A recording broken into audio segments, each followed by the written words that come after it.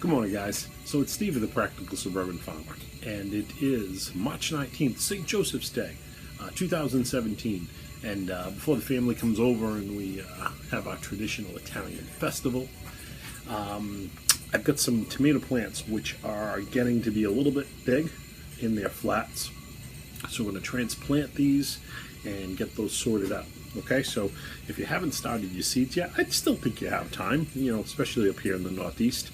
I like to get a jump on things so I can get those tomato plants out there a little bit early, but you can only put them out as early as the temperature of the soil will allow. So I'm going to let you take a peek at everything, and so that you can see how big some of my tomato plants are. Not all of them.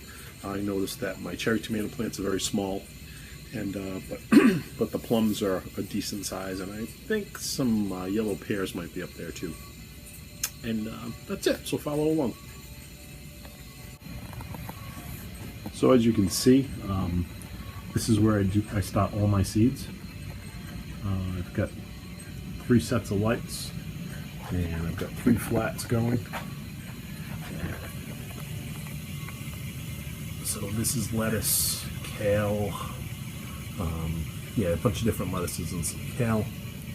And here I have basil.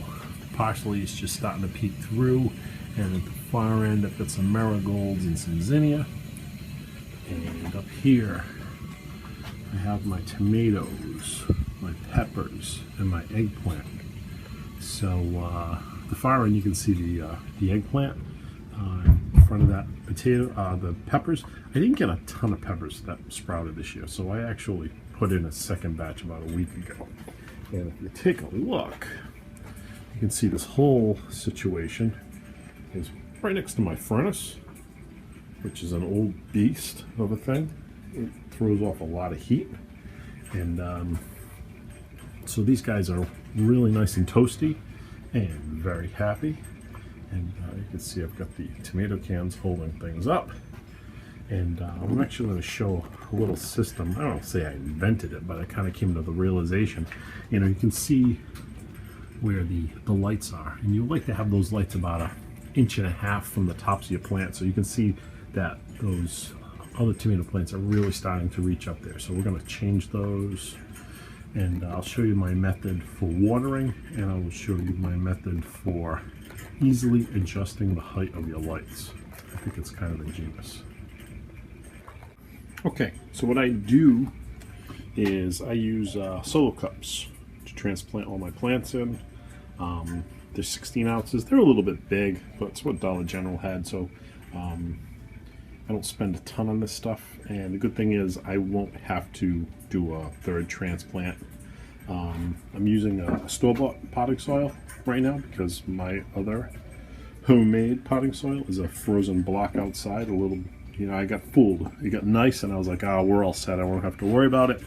And then we fell into another deep freeze here in March. So I picked some of this stuff up. I've used it before. It's good. It's nice. No bugs, which is always good. And I'm basically just going to drill a hole through the bottom of all of these cups. And mean for good drainage. And we'll get these. I'll label them first with a Sharpie, which is always smart. And then we'll get these little guys transplanted.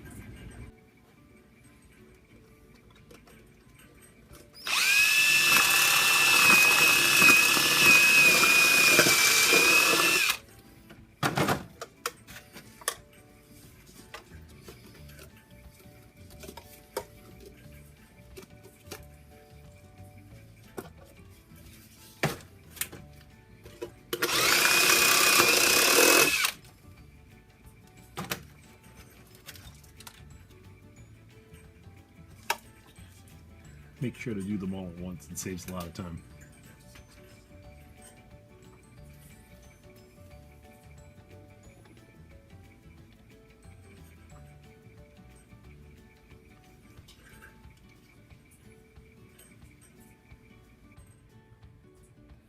Okay, so here we have rows 4, 5, and 6, the Roma tomatoes, and you can see they're a pretty good size, and they're developing their second set of leaves Whereas these little cherry tomatoes, pretty small, haven't really developed much yet. And rows, let's see, 7, 6, 7, and 8 are yellow pear, and they look like they're going to need to be transplanted too. So we're going to gently take those guys out. I like to use a plastic fork so I don't disturb the roots, and we're going to bury those almost up to the level of the leaves. It's a technique that I use when I plant my fully formed tomatoes, because you'll get root growth all the way up the stem no matter how far you bury them. But I've never done that with my seedlings, and I read an article this year that the seedlings themselves will do the exact same thing. So we're going to give that a try and see how that works out. Hopefully the little gentle stems won't rot, and if they do, I'll let you know. But if I can get a better root formation even at this stage, that can only be beneficial later on. So stay tuned.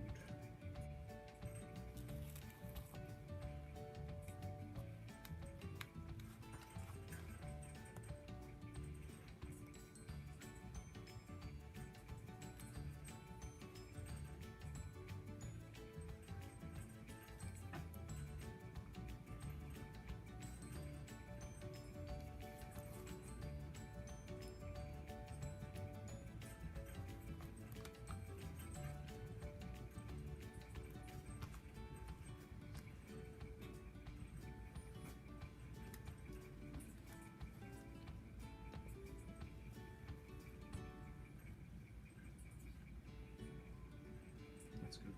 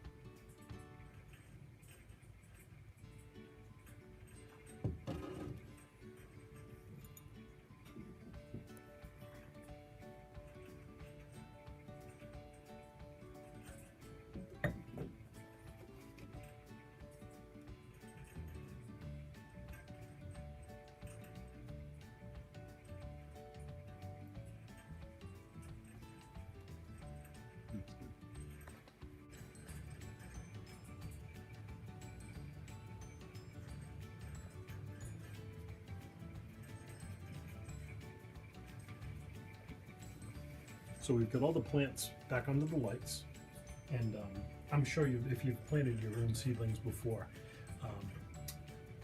the soil almost seems like it wants to repel the water, and it takes a while for that soil to get damp. Some people like to moisten it before. I find it's easier to just do it after the fact. I'll water them totally like I showed you before, and then the other thing I'll do is I'll just put some water in the bottom, and what that does is the soil is almost like a sponge, and it'll absorb that water up into the plants. And I'll keep doing that until the water stops being absorbed. And this way I know that the plants are getting enough moisture. So that's the next step. And you can see I've got the light about an inch and a half to 2 inches from the top of the leaves. And that's a good amount of space for seedlings. If you have the lights up too high, they're gonna bolt on you and you're gonna get tall and straggly. If you have it too close, you'll burn them. So 1.5 inches, 2 inches is what I go by.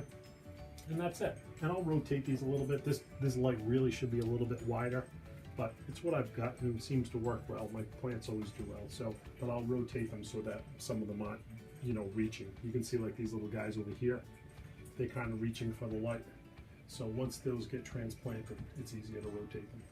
So that's it.